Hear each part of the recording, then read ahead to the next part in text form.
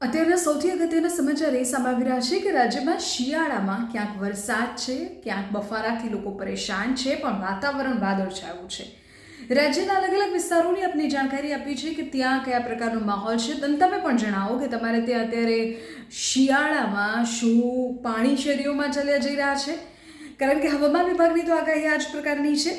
વાતાવરણમાં પલટો રાજ્યભરના અલગ અલગ વિસ્તારોમાં આવ્યો છે. અમદાવાદમાં વાદળછાયું વાતાવરણ છે, ગાંધીનગર, બરોડા તમામ વિસ્તારોમાં વાદળછાયું વાતાવરણ છે.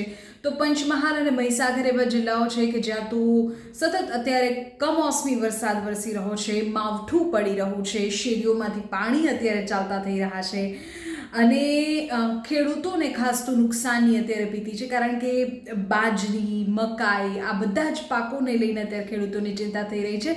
રવિ પાકની ઉપર અત્યારે ખેડૂતોની મહેનત ઉપર જાણે આ વરસાદે, કમોસમી વરસાદે પાણી ફેરવી દીધું છે. માવઠું વિસ્તારોમાં સંતરામપુર નગરથી સમાચાર સામે આવ્યા છે કે ત્યાં પણ છૂટોછવાયો વરસાદ પડી રહ્યો છે. ત્યારે જે આંબામાં મોર અત્યારે આવ્યા છે, કેરીની આપણે વાત કરીએ તો તેને પણ અત્યારે ચોક્કસપણે આ વાતાવરણને કારણે અને વરસાદને કારણે કમોસમી વરસાદથી અસર થઈ છે. ઠંડી ઘટી છે અને તાપમાનમાં થોડો વધારો, ગરમી ચોક્કસ વધી છે, પણ બફારાનો અહેસાસ લોકો અત્યારે કરી રહ્યા છે. વાતાવરણ વાદળછાયું છે અને હજુ આવનારા 5 દિવસ વાતાવરણમાં કોઈ ખાસ ફેરફાર થવાની સંભાવના નથી. હવામાન વિભાગ દ્વારા આ પ્રકારની આગાહી કરવામાં આવી છે.